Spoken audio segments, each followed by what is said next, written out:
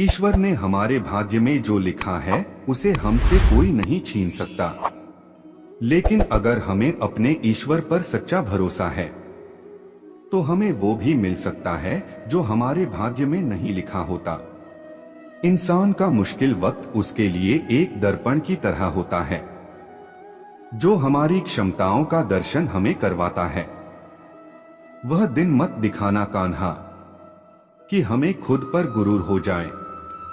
रखना अपने दिल में इस तरह कि जीवन सफल हो जाए।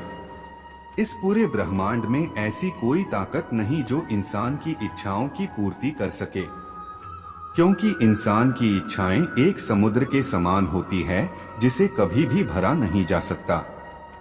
जो दूसरों की तकलीफों को समझते हैं, जिनमें दया है, दिल से अच्छे हैं, उन्हें दोबारा जन्म लेना नहीं पड़ता।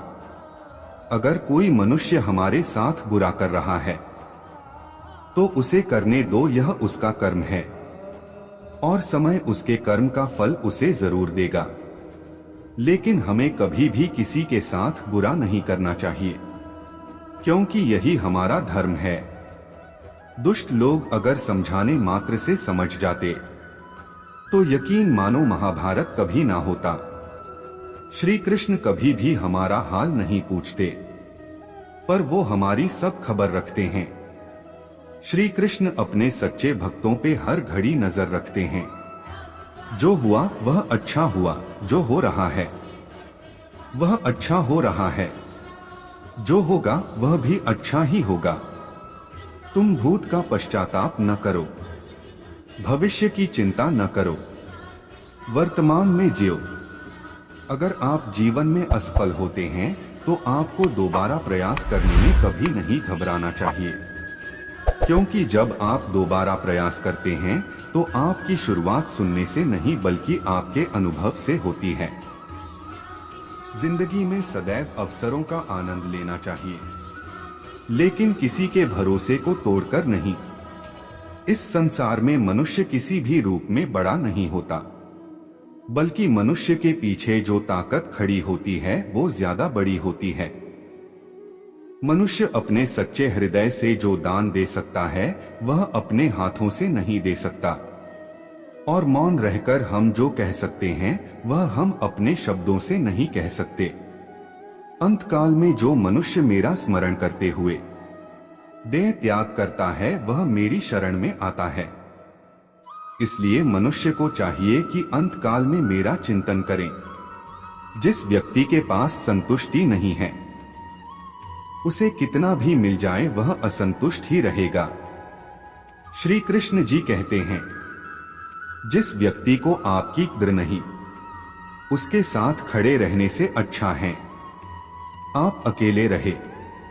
यदि आप किसी के साथ मित्रता नहीं कर सकते हैं तो उसके साथ शत्रुता भी नहीं करना चाहिए। जब आपके जीवन के चारों ओर हताशा और निराशा हो, जब दुखों ने आपको हर जगह से घेर रखा हो, तब आप सच्चे मन से कृष्ण जी के नाम का दीपक जलाना और अपना सब हाल श्री कृष्ण को सुना देना। श्री कृष्ण स्वयं आपके सब दुख हरने आएंगे। तुम उसके लिए शोक करते हो जो शोक करने के योग्य नहीं है। बुद्धिमान व्यक्ति ना जीवित और ना ही मृत व्यक्ति के लिए शोक करते हैं। मनुष्य का जीवन केवल उसके कर्मों पर चलता है। जैसा कर्म होता है वैसा उसका जीवन होता है। क्रोध की अवस्था में भ्रम जन्म लेता है। भ्रम बुद्धि को नष्ट कर देती है। बुद्धि के नष्ट होते ही व्यक्ति का पतन हो जाता है। प्यार और तकदीर कभी साथ नहीं चलते, क्योंकि जो तकदीर में होते हैं उनसे कभी प्यार नहीं होता, और जिससे हमें प्यार हो जाता है वह तकदीर में नहीं होता। खाली हाथ आए खाली हाथ वापस चले जाओगे। आज तुम्हारा है कल किसी और का था, परसों किसी और का होगा। तुम जिसे अपना समझकर मगन हो रहे हो, बस यही प्रसन्नता तुम्हारे दुखों का कारण है। हर कीमती चीज को उठाने के लिए झुकना ही पड़ता है। माँ और पिता का आशीर्वाद भी इनमें से एक है।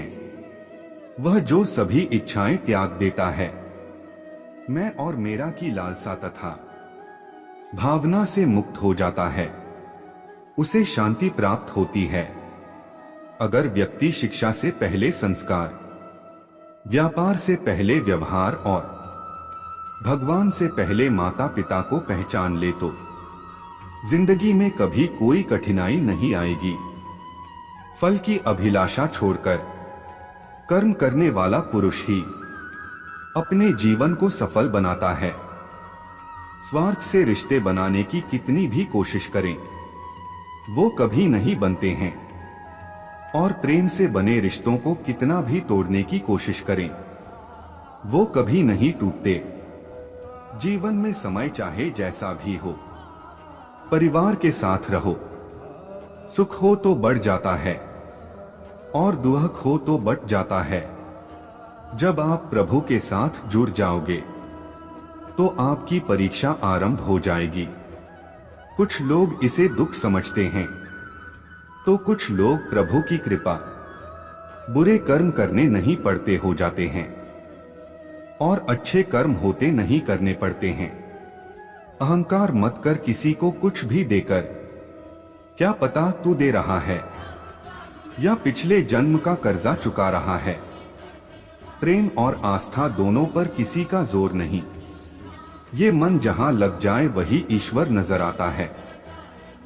जीवन में आधे दुख इस कारण जन्म लेते हैं क्योंकि हमारी आशाएं बड़ी होती है। इन आशाओं का त्याग करके देखो, जीवन में सुख ही सुख है। राधा कृष्ण का मिलना तो बस एक बहाना था, दुनिया को प्यार का सही मतलब समझाना था। राधा ने श्री कृष्ण से पूछा, प्यार का असली मतलब क्या होता है? श्री कृष्णा ने हंसकर कहा, जहां मतलब होता है वहां प्यार ही कहां होता है। जीवन ना तो भविष्य में है और ना ही अतीत में। जीवन तो बस इस पल में है, केवल इस पल में। प्रेम एक ऐसा अनुभव है जो मनुष्य को कभी परास्त नहीं होने देता, और घृणा एक ऐसा अनुभव है जो मनुष्य को कभी जीतने नहीं देता। लोग कहते हैं अपनों के आगे झुक जाना चाहिए, किंतु सच बात तो यह है जो अपने होते हैं वह कभी झुकने नहीं देते।